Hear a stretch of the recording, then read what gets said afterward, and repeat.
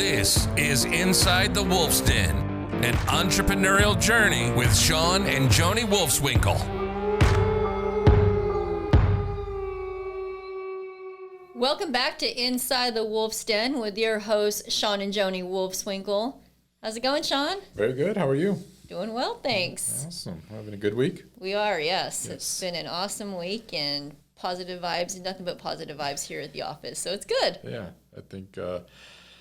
Yeah, I think people are excited, and we're getting if you didn't notice was it last week that we talked about like challenging times and learning and overcoming and get knocked down and get back up. And so we've I think we've gone through our challenges recently, and now it's time to rebuild. Yeah, we have, and I think this episode we're going to talk a little bit more about it as well. So we'll keep going with it. But so one question that we oftentimes get from our just anybody that we come across is like, getting started in business, we've been in business now for 22 years. Mm-hmm. Is there anything different that you have done if you would have started off all over again? A whole lot of things. Right?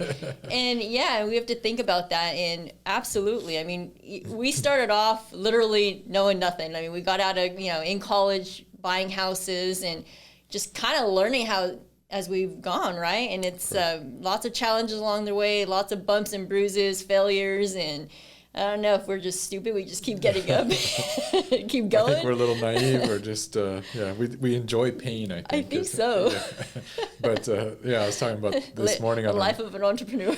Morning huddle. It's just the only difference between many people and myself is just or ourselves is we just we keep getting back up. We get knocked down, we get back up. We scrape our knees, we get back up. Yeah. Bloody and bruised, but we just keep doing it. It's like, that was fun. Let's go do it again. And we learn every time. Exactly, and that's the thing is that we've learned, from it. Every experience, every challenge that we've had, we've learned from it. Correct. And so, but going back to your question, so we often get asked is like, what would you have done different? Like, if you could just pick one thing, one major thing, what would you have done differently from the get-go? And we thought about this, and we thought long and hard, and we're like, you know what? Really, the main thing, and I think where we have learned the most, and where we've made probably the most amount of mistakes as well, is just in managing people. Yeah. And it comes always back to your people. So you have your stakeholders in your company, and depending on what those are, like for us, it's it's our residents, it's our owners, it's our employees or team members. And then, a lot of times it's investors or I'm missing somebody. And then our vendors, that we work with. And those are your major stakeholders. But probably by far the most is your people. Yeah. And it just, we're going to get into it today, but a lot of it comes down to how you manage them, how you keep them accountable, how you find them. But good people can do incredible things in your organization. Absolutely. They are the key to your organization, really. So focusing on and putting emphasis on that, on your people, is crucial. Yeah. And one thing we didn't realize, I think, when we got started, especially in the property management, because for years, when it was just Joni and I buying houses, we had vendors and agents and lenders and stuff like that, but there were more like third-party vendors that we work with. We didn't have to manage a lot of staff in our business, so it was mainly just you and I. But once we got into the property management business, all of a sudden property management requires a lot. It's capital intensive. It requires a lot of people. Absolutely. To do the day-to-day operations and to so many moving parts in this industry. And I talk to a lot of franchises. I coach and kind of mentor a lot of business owners, and one thing I notice is that they think that they can do it themselves. Like, I can do it better. I'm just going to do it myself. And they don't realize that key aspect of they need people to get them to that next level. Correct. And we've, I think when we say like mistakes, trust me, we've made tons of mistakes in hiring and firing, and that's the right time, and keeping people accountable. But if we could have gone back and redone it all again, I think the big thing that we would have done differently was we would have put more emphasis on it. So like, I think when you're, especially like if you haven't hired an employee, because like Joni's mentioned, because of our virtual assistant business, we get to mentor and help a lot of people within the property management space with their virtual assistants. And And they're usually coming to us with hiring their first employee. And a lot of times their virtual assistant is their first employee.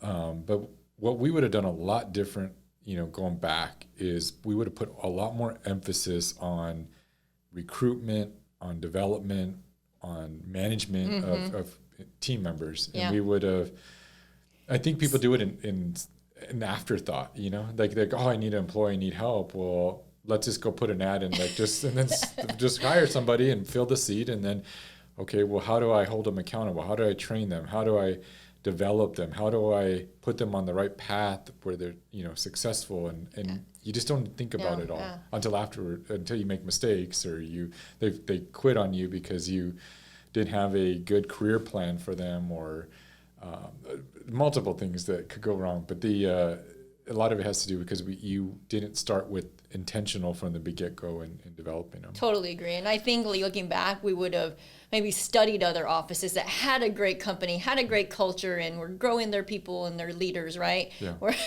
We didn't do any of that. We kind of, of course, we got mentors in buying houses and all of that, but really didn't put that extra emphasis on, studying other companies that had done it right. Yeah, or people that had larger teams. I think in the beginning we were always looking for like the secret sauce, and I think a lot of business owners, a lot of business owners are looking and studying other businesses. What's the next hot topic? Or their competitors. They're studying and like, okay, what's the magic sauce? What's the magic bullet that's going to get me X amount, 10x my business? But a lot of times it's not necessarily like some secret. It's not like there's some secret way to manage a property or like some better way of doing it, or even a better technology. Majority of the time it comes down to good people.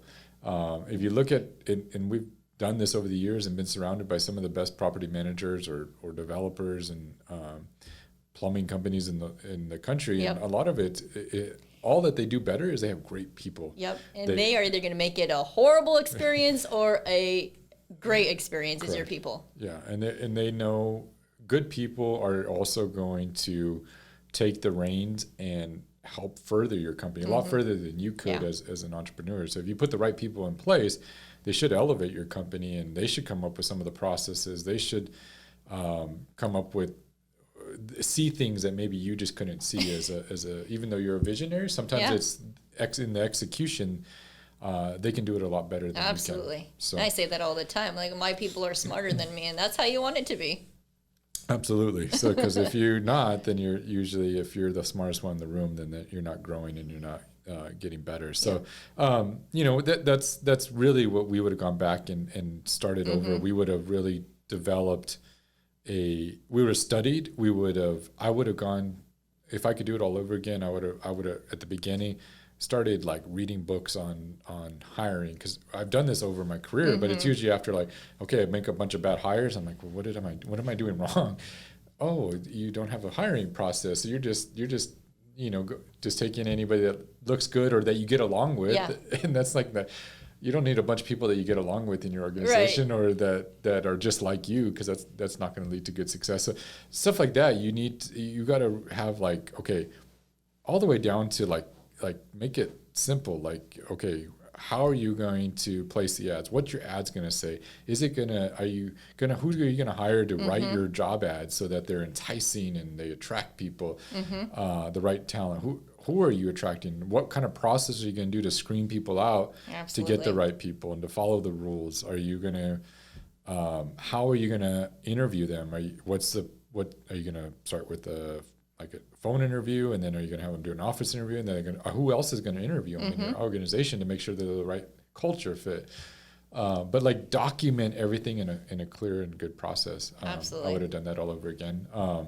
Also having a like solid employee playbook, right? Yeah, is crucial, because we've revamped it, and having job descriptions lined out. Like, your employees need to know what they're doing. Correct. Right? And they hold you to that, because I think if you, especially as a young entrepreneur, you just start throwing things onto employees, and they're like, this is not what I was supposed to do. That's not what I got hired for. And then if they do, they usually want to be paid more. And so if it's clearly defined, it's documented, people relate to that a little bit better. I agree.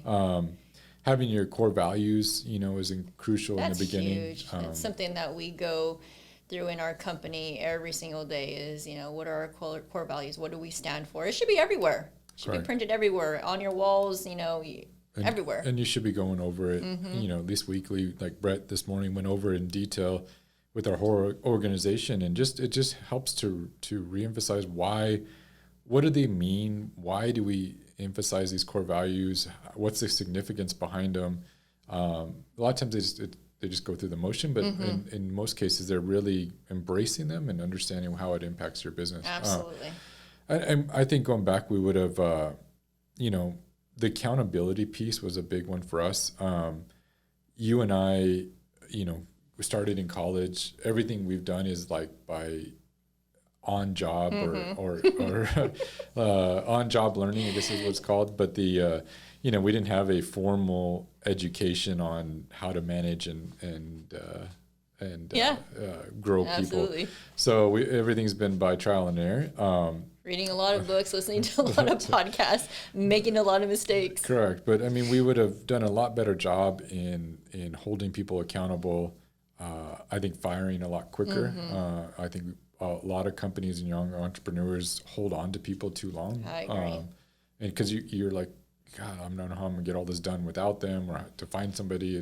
But a lot of times, if they're the wrong culture fit and the wrong people for your organization, they can do a lot of damage too. So we would have done that differently. But one thing that I think that we over the years learned, and I think depending on your size of your business and as you grow, bringing in like an HR fractional company, HR company. Yeah, to help you and support you. That's been a big help for us. Yeah. We do it on a fractional basis, but the organization we use have been awesome. When we need coaching, when we need leadership development, when we need we got to fire an employee or we got to some situation to deal with, they can come in and support us and help us with the and they do all the job ads and the job descriptions and for us, but they've been instrumental in helping us grow and keeping us. They'll audit your employee files, making sure you're all up to date, because that's the other big thing as you get bigger. And they'll work with your leaders in the organization too, right? Our leaders today are in a leadership retreat, That's put on by the fractional HR company. And it's neat that they're getting developed. They love that you're investing that time and resources into developing them. So that's something we would have done a lot sooner. Something else that we learned along our journey was EOS, which is the entrepreneurial operating system. And so we've talked about this on the show, but it's really a system to help grow and scale your company. And so you have like your visionaries, you have your COO or your that's what I'm looking for, John. I don't know. Implementer or in your business, it's usually your CEO. So it implements the strategy, but it gives you at least a clear picture on where you're headed as an organization, and it drives your people. So I always look at it as like you have your BHAG, your big, hairy, audacious goal way out here.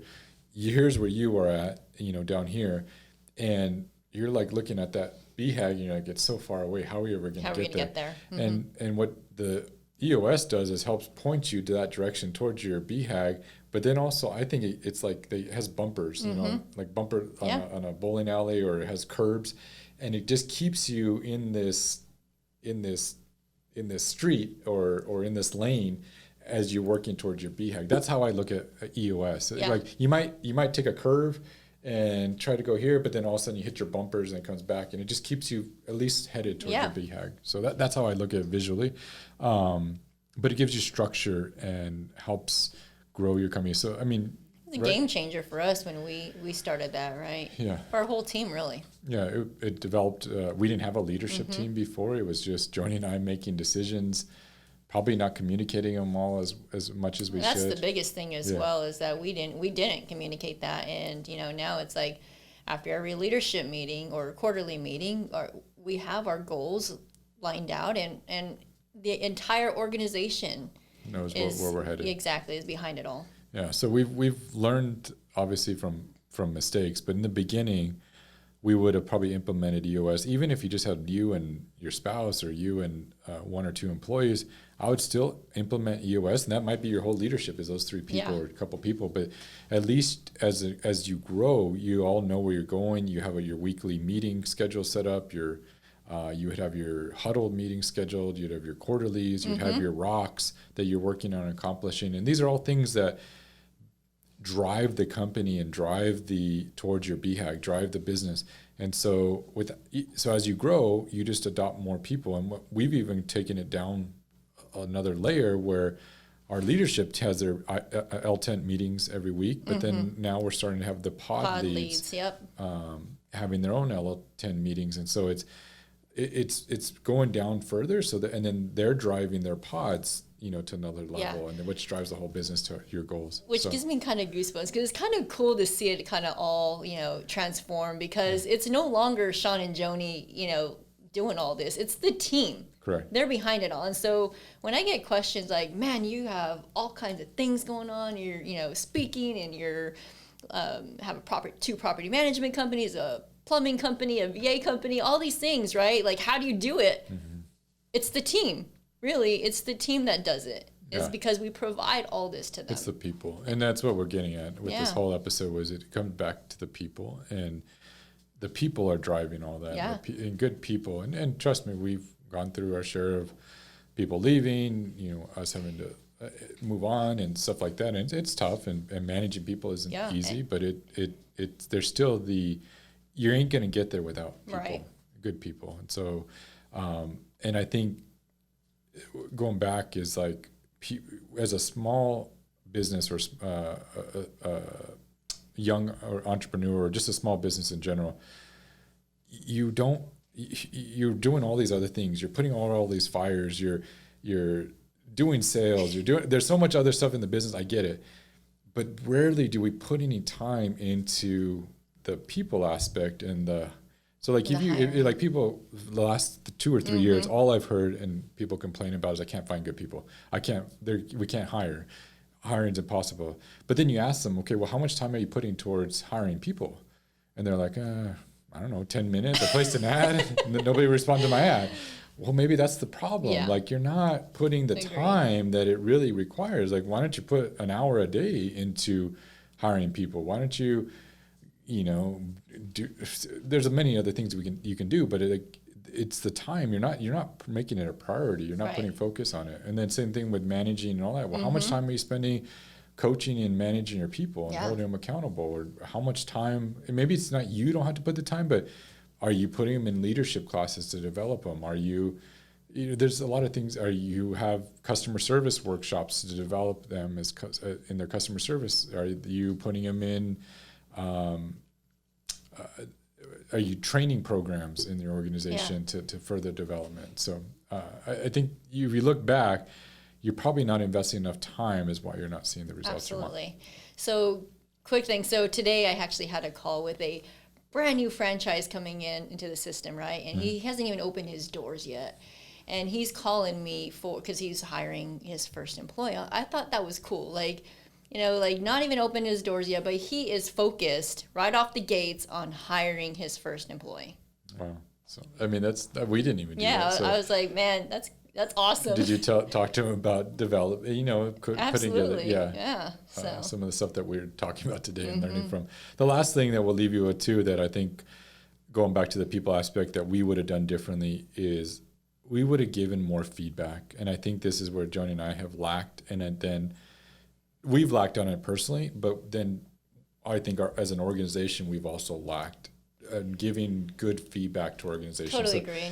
And your employees, your people want that. Correct. And good feedback both ways. Like feedback, number one, they need feedback on what are they doing well, what do they need to do to succeed, what do they need to do to advance in your company, how can they do that, and where, what are they doing well? Where can they improve on? But then also the feedback the other way. So what can we be doing better? Correct. What can Joni and I be doing as business owners? What can our company do? What can our managers do better to better grow them? And so feedback, I think, is huge. And it comes to, those are like reviews. So, if you're a new hire, you should be meeting with them, probably a 30, 60, 90-day review. Absolutely.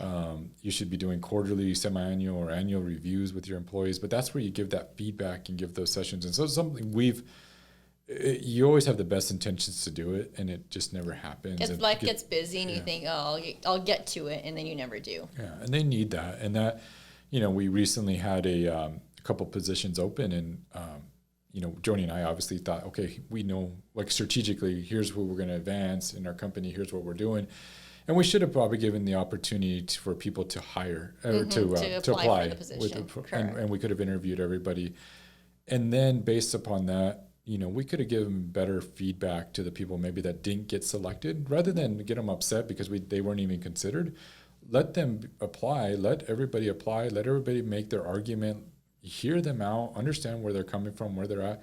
But then we could have given better feedback to say, hey, here's maybe why you didn't get the position. Agreed. Here's why you were overlooked. Here's what you can do better over the next couple months. So when another position opens, you can advance with that. And so they need that. And that's just something that, and we try to be as vulnerable as we can on this show. Absolutely. To just show, like, hey, this is where we're lacking. And this is, I think it goes across the board, I think, in many organizations. And so we're not the only ones that make these mistakes, but we want to get better, and we want to invest in our people and grow our people. And we realize that we can't accomplish anything without good people, and we can't accomplish our goals and strategies without our people. Yeah, that you and I want to accomplish. So hope that was a good takeaway, but that was our what we would do differently. Yeah. So I think it's great stuff, and again, we're providing value to you in hopes that you take some of the things that we've done wrong and don't make the same don't make the same mistakes, right? Yeah. So well, if you're enjoying this, please share it. We're getting great feedback. I get calls at least once or twice a week from people that listen to the show and just heard about us through the show, and have some great conversations with them. So we appreciate all of you. Keep sharing it. Keep spreading the word, and also please like it and give us a rating if you are enjoying the show. And we have some great. We're super excited. We're not going to do a spoiler alert, but we're super excited about some of the guests we have coming on. Next couple weeks is going to be over great. The next couple weeks. So stay tuned. Keep watching, because some big names are going to be dropped on the show. So thanks a lot. Yeah. And we'll see you all next week. See ya, everyone. You've been listening to Inside the Wolf's Den, an entrepreneurial journey with Shawn and Joni Wolfswinkle. Tons of entrepreneurial podcasts are out there, talking. But Joni and Shawn are living it every single day. Their portfolio now includes many franchises and medium-sized businesses. We talk about the trials and motivators of successfully running a business.